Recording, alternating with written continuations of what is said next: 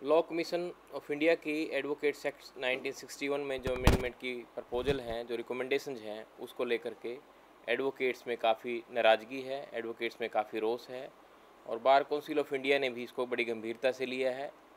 Bar council Punjab and Haryana ने भी एक मीटिंग बुलाकर अर्जेंट मीटिंग में एक प्रस्ताव पास किया और जो प्रपोज्ड अमेंडमेंट हैं इनको सिरे से खारिज किया। ये प्रपोज अमेंडमेंट जो हैं एडवोकेट्स के प्रोफेशन को कैसे प्रभावित करते हैं, मैं आपको इसके बारे में एक जानकारी देना चाहूँगा। बतौर member bar council Punjab and Haryana and chairman administrative committee Chandigarh, advocates का प्रोफेशन एक नोबल प्रोफेशन है। पूरे विश्व में एडवोकेट्स के प्रोफेशन को एक समाज के साथ जोड़कर देखा गया है, चाहे वो नेल्सन मंडेला जी हों, चाहे लेनिन और चाहे महात्मा गांधी जी हों। ये सभी लोग कानून के ज्ञाता थे, लीगल प्रोफेशन से थे। यहाँ तक कि डॉक्टर भीमराव अंबेडकर भी कानून के महान ज्ञाता थे, जिन्होंने भारत का संविधान बनाया। और इस प्रोफेशन की अपनी एक स्वतंत्रता है। लीगल प्रोफेशन में यदि स्वतंत्रता नहीं है, एडवोकेट्स के कोई राइट्स नहीं है, तो वो इस प्रोफेशन में रहते हुए जनता की सेवा नहीं कर पाते। इस अमेंडमेंट के बाद एडवोकेट्स पर एक काफ़ी रिस्ट्रिक्शंस लगाई गई हैं। यदि किसी वकील के खिलाफ़ कोई शिकायत आती है तो प्रपोज्ड अमेंडमेंट में उस पर 5 लाख रुपए तक का जुर्माना किया जा सकता है। और जो एडवोकेट्स की इलेक्टेड बॉडीज़ हैं, स्टैट्यूटरी अथॉरिटीज़ हैं, जैसे बार काउंसिल, स्टेट की जो बार काउंसिल है, उसमें इलेक्टेड मेंबर जो होते हैं एडवोकेट्स के द्वारा इलेक्टेड होते हैं, वही एडवोकेट्स के वेलफेयर का काम देखते हैं। और बार काउंसिल ऑफ इंडिया भी एडवोकेट्स की जो इलेक्टेड बॉडी है, वो एडवोकेट्स के पूरे राष्ट्रीय स्तर पर वेलफेयर का काम करती है। साथ साथ जो डिसिप्लिनरी एक्शंस हैं वो statutory authority bar council and bar council of India ही ले सकती हैं। अभी प्रपोज्ड अमेंडमेंट बिल में जो इलेक्टेड मेंबर हैं उनकी स्ट्रेंथ जो है कम कर दी गई है।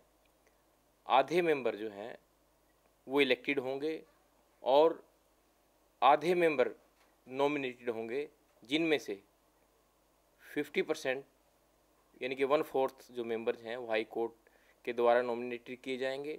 हाई कोर्ट के जजेज उनको नॉमिनेट करेंगे, जिसमें सीनियर एडवोकेट या दूसरे लोग होंगे। इसके अलावा 1/4 जो मेंबर हैं वो अदर देन लीगल प्रोफेशन से नॉमिनेट किए जाएंगे, जिसमें चार्टर्ड अकाउंटेंट हो सकते हैं, कॉमर्स के मैनेजमेंट के लोग हो सकते हैं, और वो लोग जो बिजनेस में हैं या एडमिनिस्ट्रेटिव सर्विसेज से हैं उनको उसमें नॉमिनेट किया जाएगा। और ये सब लोग मिलकर बार काउंसिल कॉन्स्टिट्यूट करेंगे, डिसिप्लिनरी कमेटी जैसी ही बनेगी। इस तरह से जो लीगल प्रोफेशन है इसमें बाहर के लोगों का इंटरफेरेंस होगा और वकील अपने प्रोफेशन को निडरता से नहीं चला पाएंगे।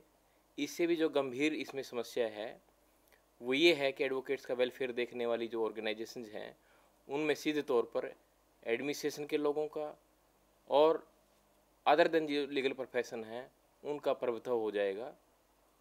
क्योंकि एक और इसमें जो प्रोविज़न डाला गया है प्रपोज्ड अमेंडमेंट में, उसमें जो फॉरेन की लॉ फर्म्स हैं उनको भी इसमें रजिस्ट्रेशन का प्रावधान होगा। जो कंपनीज एक्ट 2013 में कंपनी बनेगी उसको भी इसमें परमिशन दी गई है लीगल प्रोफेशन में एंट्री करने के लिए। एडवोकेट्स का जो प्रोफेशन है उस पर एक किस्म का बहुत बड़ा अटैक है ये, क्योंकि यदि बाहर की जो लॉ फर्म्स हैं उनको इसमें प्रोफेशन में आने दिया जाता है तो लार्ज स्केल पर वो कॉरपोरेट हाउसेज का जो वर्क है उसको प्रोक्योर करेंगी। ये काफ़ी डेंजरस स्थिति है। इस पर एक सोच विचार करके इस अमेंडमेंट बिल को सरकार ने वापस भेजना चाहिए लॉ कमीशन को, इसको रिजेक्ट करना चाहिए। क्योंकि एडवोकेट्स के प्रोफेशन में जो वर्क की प्रोक्योरमेंट है वो एडवर्टाइजमेंट से नहीं होती। एडवोकेट की डेडिकेशन, उसकी वर्क की जो परफॉर्मेंस है वो एक अपनी इंडिविजुअल कैपेसिटी में होती है। और जो लॉ फर्म बाहर की आएंगी इनमें मैं समझता हूँ एफडीआई भी इसमें अलाउड होगी और सैकड़ों करोड़ रुपए की इन्वेस्टमेंट करके जो बाहर की लॉ फर्म यहाँ वर्क करेंगी वो 100% वर्क को कैप्चर करने की कोशिश करेंगी। भारत में 4 करोड़ से ज़्यादा केस पेंडिंग हैं आज की डेट में, और इन 4 करोड़ से ज़्यादा जो केसेस हैं, इनमें अधिकतर केसेस कॉरपोरेट हाउसेस के इन्वॉल्वमेंट के हैं, जिसमें चाहे पब्लिक सेक्टर की अंडरटेकिंग्स हैं, इंश्योरेंस कंपनीज हैं, प्राइवेट इंश्योरेंस कंपनीज हैं या पब्लिक सेक्टर की हैं, बोर्ड्स कॉरपोरेशंस हैं गवर्नमेंट के, बैंकिंग कंपनीज हैं। ये सारा जो वर्क है, इस पर नज़रें हैं बाहर की जो लॉ फर्म्स हैं, बाहर की जो कंपनीज हैं। एक बहुत बड़ा सेक्टर है, इस सेक्टर को एक बड़ी इंडस्ट्री बनाना चाहती हैं बाहर की जो लॉ फर्म्स हैं। ये काफ़ी समय से प्रयास चल रहा है कि एडवोकेट्स का जो वर्क है उसमें काफ़ी मुनाफा बाहर की कंपनियां कमा सकती हैं, और जो इंडियन एडवोकेट्स हैं वो या तो कंपेलिंग सरकमस्टांसिस में उन बड़ी जो कंपनी जाने वाली हैं अमेंडमेंट के बाद उसमें नौकरी करेंगे, और जो ट्रेडिशनल वर्क है एडवोकेट्स का, जिसमें साथ साथ वकालत के साथ साथ अपना सामाजिक दायित्व भी वकील पूरा करता है, वो टोटली कॉमर्शलाइज हो जाएगा। आम व्यक्ति जो हमारे भारतीय संस्कृति में है, उस पर जब भी कोई प्रॉब्लम आती है वो सीधा अपने वकील के पास जाता है, चाहे उसके पास कई बार पैसे नहीं हैं, उसकी पेइंग कैपेसिटी नहीं है, लेकिन वकील के दरवाजे एक ऐसी ट्रेडिशन है हमेशा खुले रहते हैं। किसी समय भी कोई अपने वकील को जाकर संपर्क कर सकता है। वकील अपनी सेवाएं पैसे ना होने के बावजूद भी मजबूर लोगों को अपनी सेवाएं देते हैं। ये अमेंडमेंट आने के बाद ये सारी ट्रेडिशन ख़त्म हो जाएगी। आम पब्लिक के लिए भी एक गंभीर स्थिति पैदा हो जाएगी। उनके पास बड़ी बड़ी कंपनीज जो आएंगी, जो लॉ फर्म जाएंगी, उनमें काफ़ी भारी पैसा देने के बाद कुछ सर्विसेज होंगी, और फिर वो मोनोपोली एक स्थापित कर लेंगी कंपनीज आके, जिसमें इंश्योरेंस कंपनीज का बड़ा काम है सारा पूरे इंडिया में, कुछ एक लॉ फर्म उसको कैप्चर कर जाएंगी।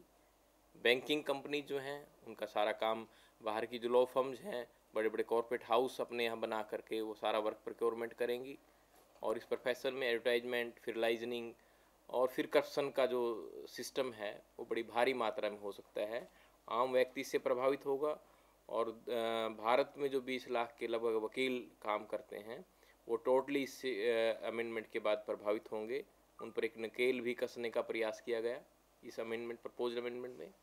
यहाँ तक कि यदि कोई वकील कंटेम्प्ट ऑफ कोर्ट फेस करता है तो उसका लाइसेंस रद्द कर दिया जाएगा, उसको वकालत का प्रोफेशन में रहने का कोई हक नहीं होगा अमेंडमेंट के बाद। और यदि वकील के प्रोफेशन में एडवोकेट्स को इस तरह से दबाया गया तो नेचुरली आम व्यक्ति को न्याय नहीं मिल पाएगा। सरकार को चाहिए कि इस तरह के जो अमेंडमेंट बिल हैं और जो प्रपोज्ड अमेंडमेंट बिल है लॉ कमीशन का, उसको सिरे से नकार देना चाहिए, और इस देश की जो डेमोक्रेसी है उसमें एडवोकेट्स का जो रोल है उसको बरकरार रखने की ज़रूरत है। ऐसे अमेंडमेंट से सामाजिक व्यवस्था खराब होती है और आम व्यक्ति को जो न्याय मिलने की उम्मीद है वो नहीं होगी। वकील के प्रोफेशन में वकीलों की जो कंट्रोलिंग अथॉरिटी है उसमें चार्टर्ड अकाउंटेंट्स, डॉक्टर, इंजीनियर्स लोग आएंगे जो उस पर कंट्रोल करेंगे, या मैनेजमेंट के जो लोग आएंगे, एडमिनिस्ट्रेशन के जो लोग आएंगे, वो इस पर कंट्रोलिंग अथॉरिटी बनकर रहेंगे। इसका सीधा जो तात्पर्य है, जो तालमेल है, वो बाहर की जो कंपनीज इंडिया में बिजनेस करना चाहती हैं, उनकी नज़र है कि इस अथॉरिटी को भी अपने कंट्रोल में लें। इस अथॉरिटी के माध्यम से एडवोकेट्स, जो लोकल एडवोकेट्स यहाँ हैं, ट्रेडिशनल एडवोकेट्स हैं, जो अपने इलाके से जुड़े वकील प्रैक्टिस करते हैं, उनके काम को प्रभावित करने के लिए ये सारा जो ढांचा तैयार किया जा रहा है। ये काफ़ी समय से ऐसा प्रयास चल रहा था। पहले भी ऐसे विषय आए जब बाहर की जो लॉ फर्म्स हैं उन्होंने एडवोकेट एक्ट में अमेंडमेंट करवाने के प्रयास किए, और अब फिर ये जो प्रपोजल है इसे साफ तौर पर झलकता है कि एडवोकेट्स का जो प्रोफेशन है उस प्रोफेशन को कॉमर्शलाइज किया जाएगा, और फिर आम जनता न्याय के लिए जो आज भी तंग है, जुडिशरी में अपॉइंटमेंट्स नहीं है, जजेज की वैकेंसियाँ खाली पड़ी हैं, लिटिगेशन बढ़ रही है, और कंपेलिंग सरकमस्टांसिस में लोगों को काफ़ी भारी पैसा एक छोटी सी लिटिगेशन में, झूठे मुकदमों में यदि किसी के खिलाफ दर्ज हो जाते हैं, गंवाना पड़ता है, और बड़ी कंपनी जाने के बाद तो ये हालत बदतर हो सकती है। तो बतौर मेंबर बार काउंसिल मैं तो चाहता हूँ, इसका विरोध भी करता हूँ। एडवोकेट्स एक्ट में इस तरह के अमेंडमेंट जो हैं कोई लाभदायी नहीं होंगे समाज के लिए भी, देश के लिए भी, और ख़ास तौर पर लीगल प्रोफेशन के लोगों के लिए भी। यही मेरी गुजारिश है कि इस अमेंडमेंट जो प्रपोज़ल है इसको सिरे से खारिज किया जाए, वापस लिया जाए।